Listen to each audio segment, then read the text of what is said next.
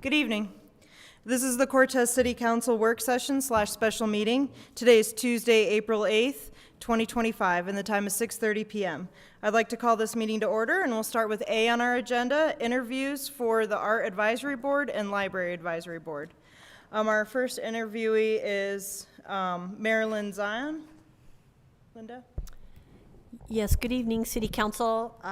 This afternoon, Ms. Zion had sent me an email letting me know that she had a previous appointment that she had to do with her mother, and so she is not able to make it tonight. She sends her regrets that she isn't able to interview for the Library Advisory Board, so I just wanted to let you know she will not be able to make it tonight.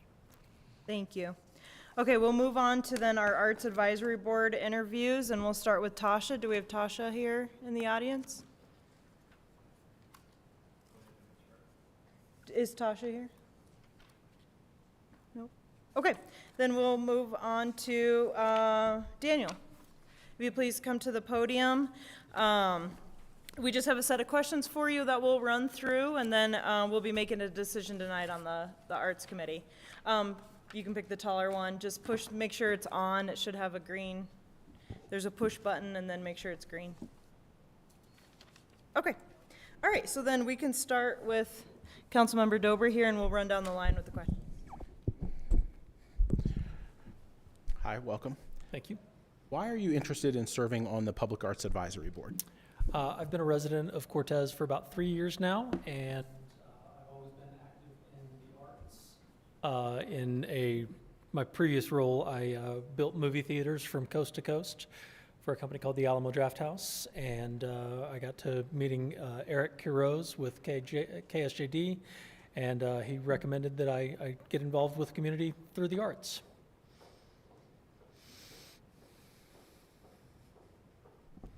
Well, welcome, Daniel.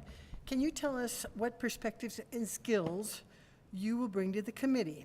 And if you might make note of any specific experience in the arts, whether as an artist, educator, advocate, or member of any arts committee. I have not actually been a member of a committee before.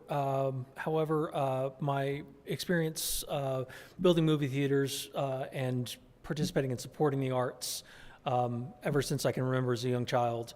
Both of my parents were patrons of the arts and really enjoyed, and I think that arts is a great way for a community to express itself and to engage everyone in the community as well. Hi there. Hi. What role does or should public art play in the local community, specifically Cortez? Public art should engage the community and make people think and enjoy seeing various forms of art, all the way from sculpture to visual arts to performing arts, as well as I think it's a great community builder. I think that the arts are a very important and integral part of communities that can be seen as as a community to express itself and show the larger world what the arts community in that community is capable of doing.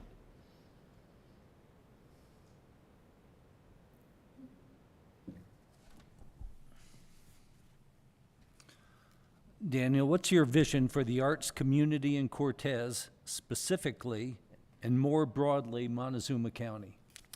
I think that the arts here in Cortez and in Montezuma has the potential to grow and create a deeper bond amongst the community.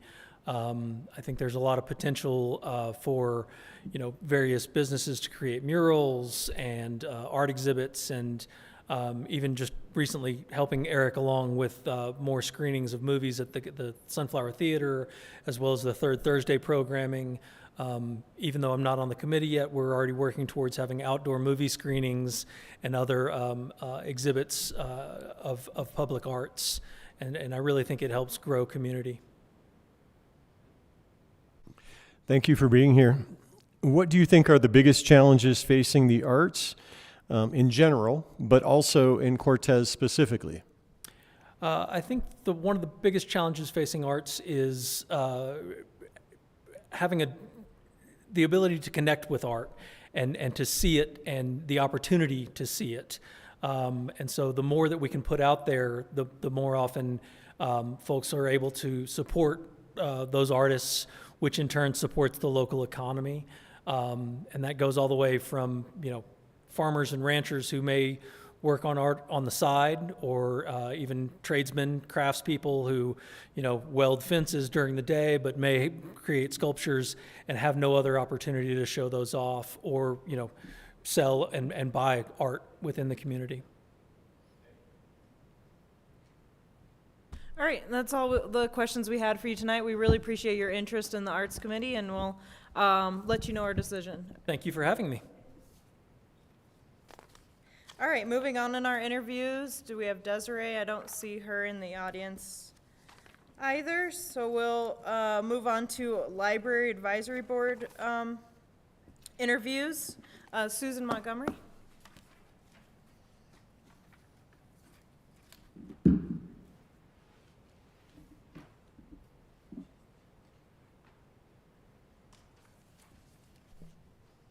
All right, do we want to start? Thank you for being here this evening. Please share your background and interest in libraries and discuss how your experience would contribute to the success of the Library Advisory Board. So my name's Susan Montgomery, and I want to thank you for the opportunity to talk with you about the library board position. Basically, the reason I'm applying for this position is that I believe it's important to support my community, and I'm interested in, and that's why I'm interested in serving. Basically, briefly, my background is I came from Oregon, Washington, 30 years in education, and that would involve teacher training, professional development, program development, curriculum and assessment, all focused in literacy, mostly focused in literacy. So in 2000, the way I got here is in 2013, 2014, I participated in 3 different sort of service learning, archaeology-related programs, and that's what brought me to this area. In 2014, I moved to Montezuma County in order to volunteer with the BLM at Canyons of the Ancients Visitor Center and Museum in curation. Since 2014, I've continued to volunteer there in curation, in the garden, and now in the library that we have up there. I also work part-time at Crow Canyon Archaeological Center in the lab, and I stay busy with archaeologically related activities. My library experience is slim. I don't come in from a library background, but basically as an undergraduate and graduate student, I spent a tremendous amount of time in libraries, and the college libraries, I really supported appreciated the resource and the support that I got there. Several years ago, there were a couple of us, a group of 3, and we restarted the Friends of the Dolores Library. It's up and running still, and so that's one way I was involved.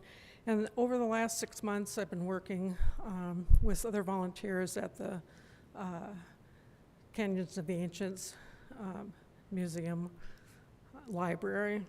So the reason, again, my interest I don't have a lot of library background.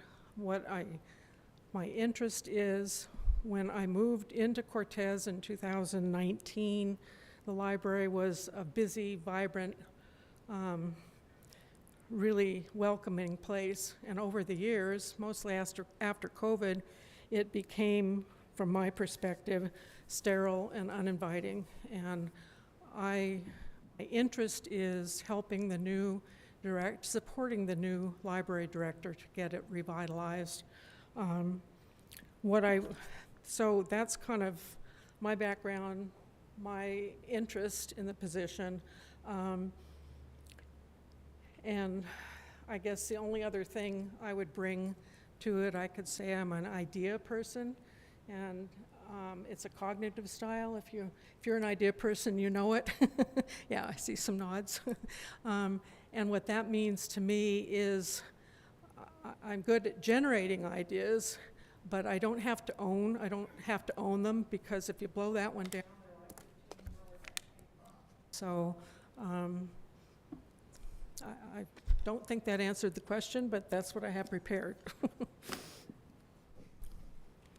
Susan, what do you see as the library's role in our community?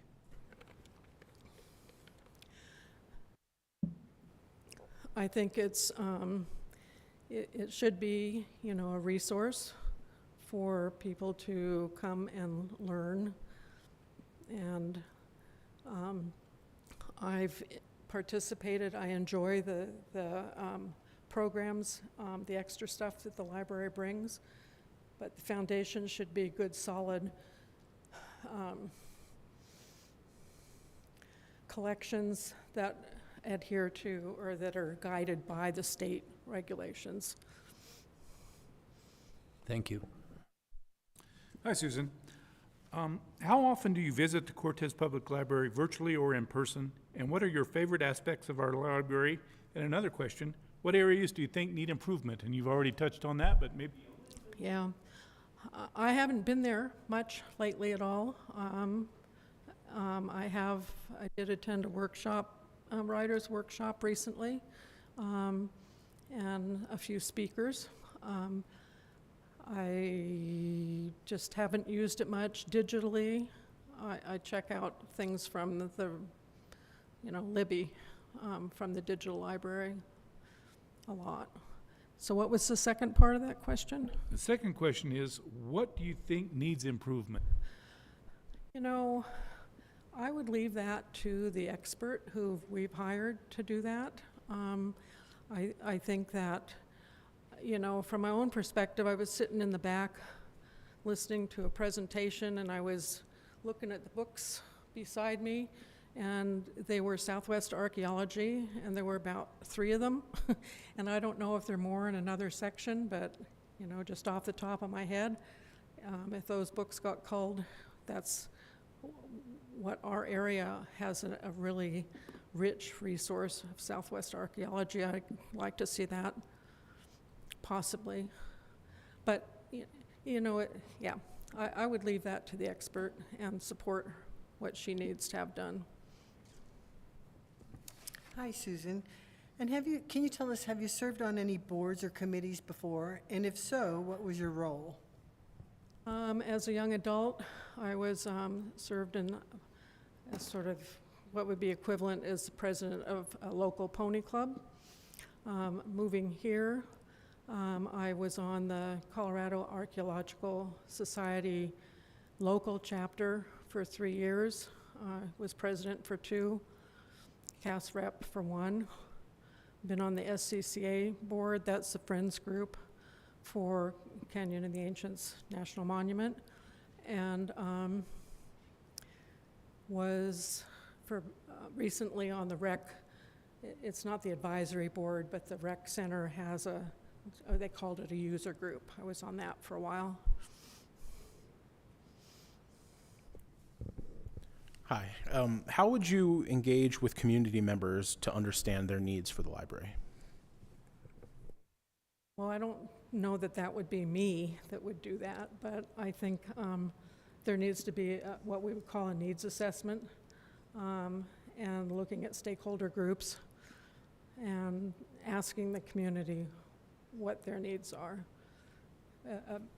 It's a process, yeah. Yeah, let's go back this way. Can you tell me what are the most significant issues that are facing libraries today in general, and how do you think the advisory board can help?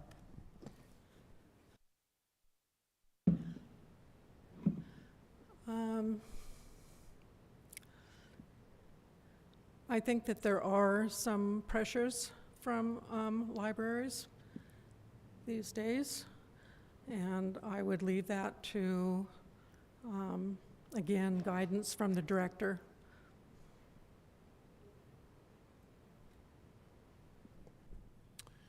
What strategies would you use to make informed decisions about the future? About, What strategies would you use to make informed decisions about the future of the library? yeah, I just don't see that. I don't know. I don't know what, actually, I never got a description of what the library board position is, but I would see that, again, defer to the director, and,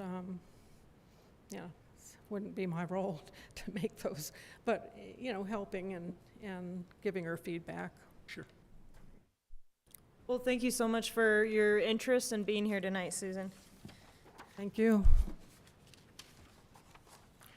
All right, I'd like to invite Caitrin Smith. Is it? Kate, and sorry if I pronounced your name. It's Caitrin. Caitrin, okay. Hi. All right, do you want to start? And then we'll. Hi, welcome. Please share your background and interest in libraries and discuss how your experience would contribute to the success of the Library Advisory Board. Sure. So libraries for me growing up were always just such a wonderful, safe space to go and check out books and, enjoy a quiet Sunday afternoon. It was just really fond memories of reading and going to the library. I would say in terms of experience, I've worked in state government, I've worked in education, and I spent 9 years at Osprey. So that's most of my background is in sales and strategic planning. I just finished my MBA in December. And actually, I just started at PCC Southwest last Tuesday. So I think there's some nice alignment between these two positions as well. So yeah, just excited to help give back to the community. I'm in leadership Montezuma right now, and that's why I kind of got the call there to help participate in our community more. Can you tell us, what do you see as the library's role in our community? I would love to see it be a community hub. I think it's not right now. I think I agree with the other individual that, walking into the library, there's not a lot of patrons going, and I would love to see it revitalized and become really the heart of the community. I think especially with the location with the rec center, there's really no reason why our community members aren't hanging out between those two locations more. Hi there. Hi. You're lucky because you've already heard these questions, but I am lucky, yes. so we're going to ask it again. Sure. How often do you visit the Cortez Public Library virtually or in person, and what are your favorite aspects of our library, and what areas do you think need improvement? Admittedly, I haven't been to the library a ton. I went and got my library card after the Leadership Montezuma Day, and I took my niece to the first movie night in February. I think I visited once or twice when I lived here the first time. So not a ton, but I think in part because it's not a super welcoming space to come into. Can you offer us anything that you would do to improve it? Well, I went to the first Friends of the Library group that Beth hosted, and she was talking about a potential capital improvement project, and I think that would be a large project, right? But is really what it needs to take place in order to, we could paint, we could do some things short term, sure.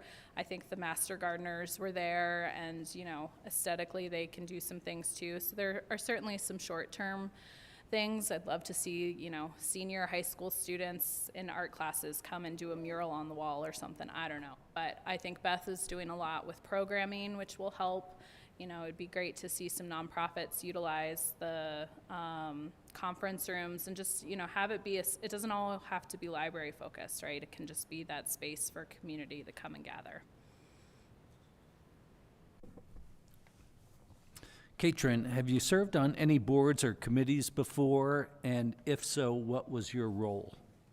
I have not. This would be the first board that I would be serving on. Welcome. How would you engage with community members to understand their needs? I think similar to Susan, we would need to do some loose listening sessions, especially a large revitalization project. You know, you would need to talk to all the various community groups. I see this, I don't know, again, the description of the board or bylaws or anything. I think we need to find those, is my understanding, and understand how the board works within city council and within supporting Beth are some of my questions. She seems wonderful.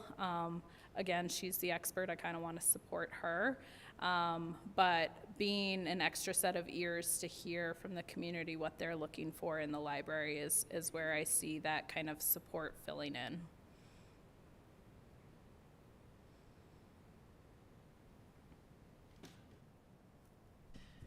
So what are the most significant issues facing libraries today, and how do you think the advisory board can help? I think there are definitely pressures on libraries. I think I would be interested in what you all think the role of the board is. I think, to me, libraries should be a place of learning and exploration, and it should, that should be its goal. It should be as simple as that. What strategies would you use to make informed decisions about the future of the library? I think we would need to go through a strategic planning process, and all of the work that goes into that. You know, I have no idea what the current patronage is, how many users there are a month, what the different programming attendance looks like. We would need to answer all of those questions. Great. Well, thank you so much for your interest in the board, and we'll make a decision tonight. I think there's one seat available Oh, okay. for the board. Yeah, okay, Okay. great. Thank you Thank you. both. All right, we'll move back to Arts Advisory Board interviews, and we'll invite Desiree Henderson.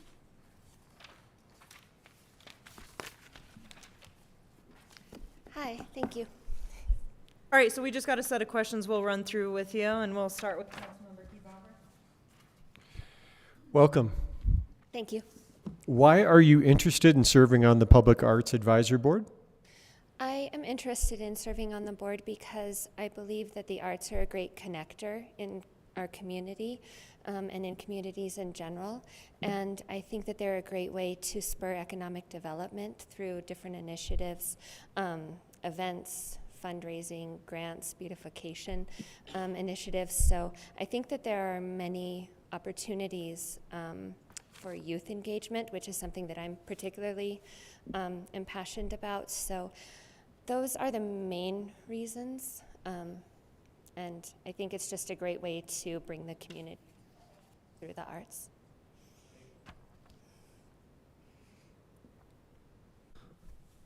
Desiree, what perspective and skills will you bring to the committee? And please note any specific experience in the arts, whether as an artist, educator, advocate, or a member of an arts organization. Well, I started out as a dancer when I was very small. I studied dance for 17 years, and then I transitioned into theater. I have an undergraduate degree in theater directing. I have done theater productions in a lot of different places. I was in Santa Fe for a while. I did 2 productions off Broadway in New York, so professionally and in the nonprofit world in theater. At this current moment, I coordinate the out-of-school programs at Manka schools, and one of my big focuses at the out-of-school programs were developing arts curriculum and arts opportunities for students, because it's not necessarily something that they have resources for. They have a great visual arts teacher, they have a great music teacher, but they do not have a theater teacher there. So building out that program has been one of my goals. And I think this is my second year. I served in AmeriCorps position coordinating the out-of-school program last year, and now I'm the site coordinator for Mancus schools. And I did a musical in conjunction with the music teacher, Andrew Saletta, in the fall. And it was a great experience, and I'm glad we were able to make it happen. I have done a lot of different things. I was at the Sunflower Theater as the director for almost 3 years.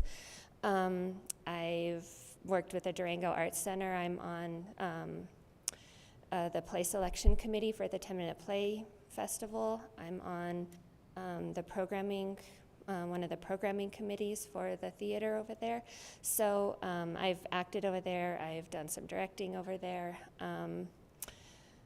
What else? I've served as a juror at the Durango Independent Film Festival. I've done some film work, not a whole lot, but the majority of my arts is in the performing arts, theater, and dance. Thank you. You'll be able to use your dance moves pretty good if you get on the board. There's a pretzel, and then there's the two-step. And It's been a while, but I could step in.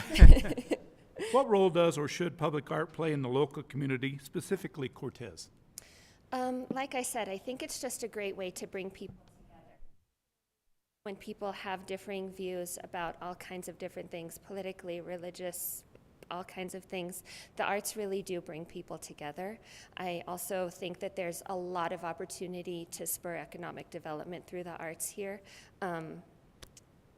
We've discussed, both when I was at the Sunflower Theater and when I was serving an AmeriCorps position at the Rec Center, developing festivals that could generate both travel tourism here and economic development in other ways. So I think that those are some key areas that I would like to focus on if I were on the advisory committee.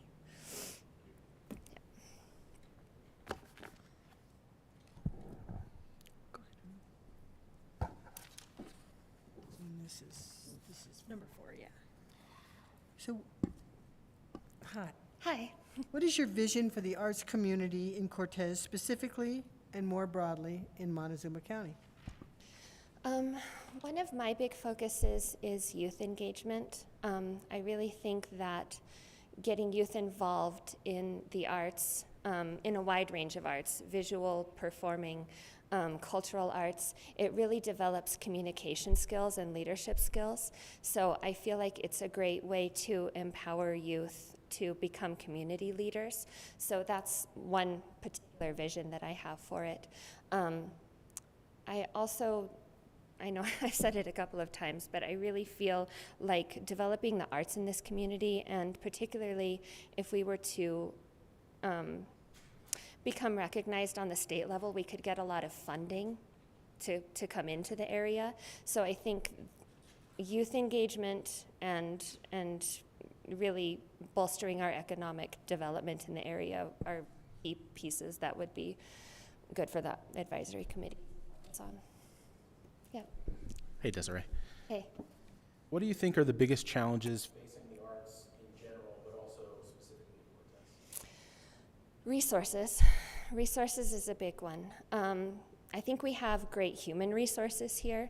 If we could have monetary resources to back those up, community engagement is a key part of that, and I think it's really difficult because everybody. This is something that we're running into in Mancus a lot. Is everyone is so busy with all of these other things, your work life, taking care of your kids, taking care of your home, taking care of all of these things, and building the capacity for people to become engaged with the arts and finding opportunities for them to become engaged with the arts is, kind of lacking in this community. And so the Sunflower does a great job. I'm glad that they're bolstering up their programming again. I just saw the production that they did on Saturday night. There's so much writing talent and there's so much opportunity for local artists to engage with their community. They just need to be given the resources and the space to do that. Thank you. Well, thank you, Desiree, so much for your interest in the Arts Committee. So we'll be making a decision, and I think there's 2 spots tonight. And then do we, yeah, so you're good, thank you. Thank you very much. Do we have Tasha in the audience? Okay. All right, so that's it for all of our interviews. Let me find my agenda.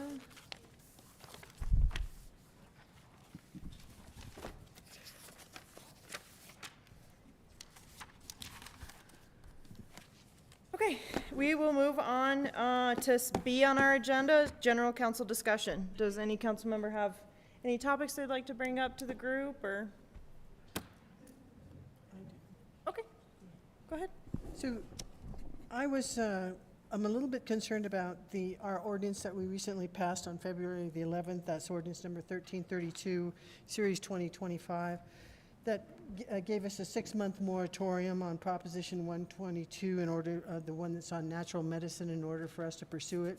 We're almost 2 months into that moratorium. An urging, pressing issue to get after this, unless I'm wrong in my dates. Sorry, that was the moratorium resolution on, yeah. Yes, and we've got a draft that should be ready to go for discussion by council at the next council meeting, or if you want to do it at a work session. I'm not sure how we left that, but we do, it's just about complete. I was just going to say, would it be possible to do it at a work session? Because I think in kind of an open discussion environment, it would be helpful, and then we could bring something a little more prepared to a future meeting. Sure. Great, thank you. Great. Thank you, Patrick. And Mayor and Council, just for clarification, we just barely passed that, so it's 6 months from when we pass it, is what we have. So anyway, but yeah, we've got time. So. Okay. Councilman Randall brought up, I can't remember what it was, and I thought it was a very interesting topic. When we have people get up here and speak, a lot of times they speak and then we don't talk about it. Am I wording that right? And we need a time where we can, if we feel necessary to discuss that. Would that be now that we discuss something that was brought up at the podium that we think needs a little more attention? Is this the time to do that, just for clarification? Do you mean like Work a session. public comment? Sometimes we have people comment to us and then we just listen, but we don't act on it. And I think they didn't talk to us just to let us know what they're thinking. They wanted us to do Right. something about it. And I think we hear them, but we just don't really all the time act on it. If it's really, really important to us, we do, but some things are important to them. And I just kind of wondered when should we discuss what's been brought up? Did I phrase that correctly? Yeah, it reminds me of when I went to the mayor's summit, different folks shared what they do with public comment. And I may have mentioned it before, because there was different ideas that I thought would be interesting to talk about, because we could do, so it'd be the same night, we could do it during like the council report. You know, like, you know, because if we do it during a workshop, it would be 2 weeks later. But unless we do need more time to think about what they've brought up. Yeah, I was just thinking about, there's a lot of times people bring something up and I want to discuss it and it just doesn't get discussed. And I don't know when the opportunity, or when I should bring that up. Just for more clarification, I certainly don't want to get into a debate after something we've just heard, because we're not educated enough to know all of what we need to speak about. But sometimes they'll say something like, oh, this skate park is got a whole bunch of graffiti on it. We don't discuss it. It's just, okay, thank you, and then we move on. And when is the appropriate time to talk about it? Go ahead, Bill. I agree. I mean, people come in and speak, but we really have to be very careful, because once we reply, We don't want to get into a dialogue, and we haven't had the opportunity to think about things. And another issue is just for the sake of time, because some of those discussions can just continuously keep going, and they'll want to reply to our response. So I think somehow we have to give them some kind of closure that, you know, this is how it's going to be addressed, but maybe not get into a dialogue with them. I think the important role I think that we have there is one in connecting them with our staff who can actually help them with a specific issue, and following up. I mean, like the skate park, for instance, it was brought up at the council. I think at least a few of us have checked in with our city manager about that, and we've also seen some things that there is going to be some remediation work done over there. That was in an article in the paper as well. I do think if it's an issue that is maybe a more broad issue or something that you don't think is being addressed, as opposed to being some individual's issue, like there's a pothole in front of my house or whatever, I don't see why bringing it up in council discussion like we're talking now, if it's something that you want to come back later or ask the city manager and staff for more information about, and say, hey, I'd like to see that on a workshop in the future because I don't feel like I have all the information there. Something like that, I think, is, to me, that makes the most sense. Well, I certainly don't think we need to bring it up that night, because that just leads to a debate. And I think Bill brought it up pretty good. We need to think about it and possibly discuss it. I guess my question, and it's being answered, is when do we bring up something that we have a hankering to hear more information about? One thing I might say is that this came up about 6 or 8 months ago, and at that point in time, it was reiterated that the reason that the staff is here at night is to help connect them with the people that are bringing the questions up. So that's one way that it's getting addressed, like right away. And the second thing that was enacted was that our city manager has been reporting to us the following council meeting on follow-ups on things that have happened. So those are the two things that we have recently been implemented. I'm not, is there something more that we could do along with those lines to bolster that? I mean, to work towards your thought of our input into this. Maybe it should happen after the city manager gives us his final report on it?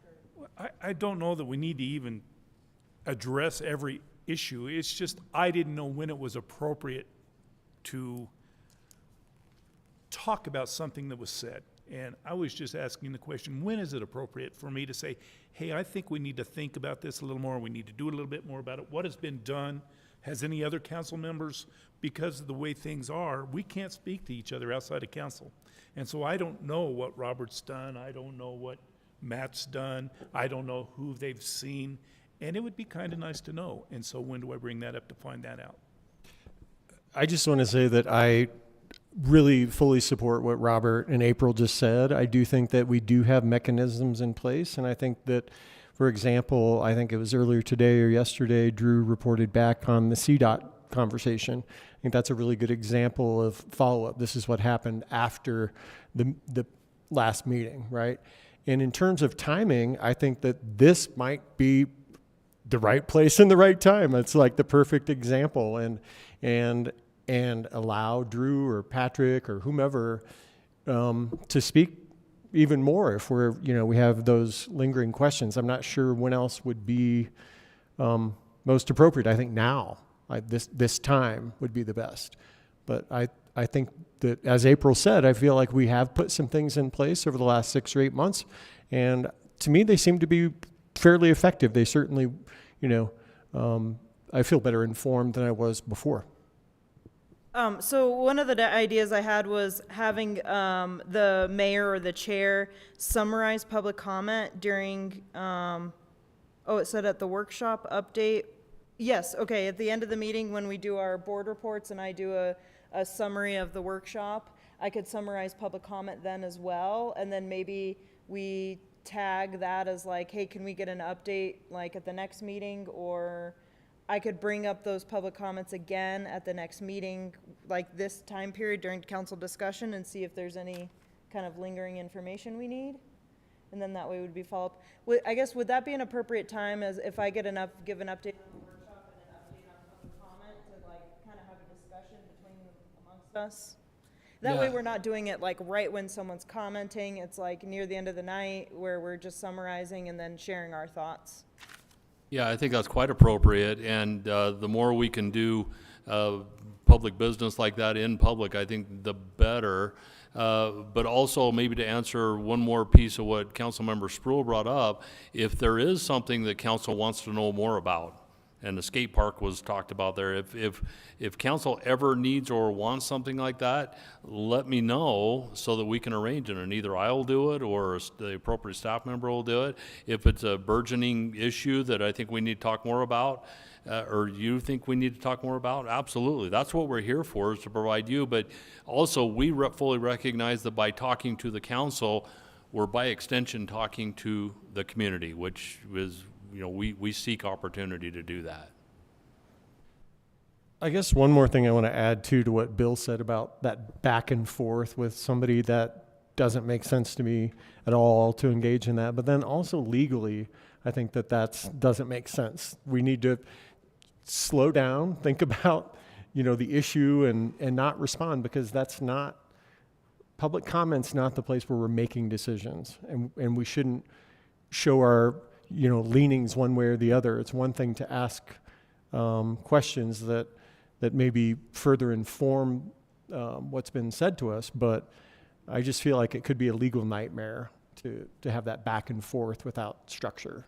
I absolutely agree, and I think this council has done an excellent job about doing exactly that, listening to what they have to say and then acting on it. I think I made this question so hard that it got everybody confused. My only question was, if we have something really burdening us that we think we need to talk about, when is the appropriate time? And I would say everybody agrees it'd be during the work session, correct? Yeah. Yeah, that's it. And I think we need to pat ourselves on the back. I think the mayor's done an excellent job on moderating, and I think the council's done a very good job of listening to what everybody had to say. Thank you, Dennis. I appreciate that. And I like to see that, as like someone who's been on council for years, this is the most, like, in this last few months that we've really used this time frame. And I think this is a great opportunity to, like, fill this space with, like, thoughts and things that we want to hear more about or have questions on. And so I'm glad to hear you all bringing up topics that, you've been thinking about. So thank you, Dennis, or Councilmember Spruill. Okay, any other discussions? And then do we have Tasha in the audience? Mayor Medina, I did give her a call and she did not answer, so I'm not sure what happened for her tonight. Okay, then we will go ahead and adjourn this meeting and we'll start our regular meeting at 7:30.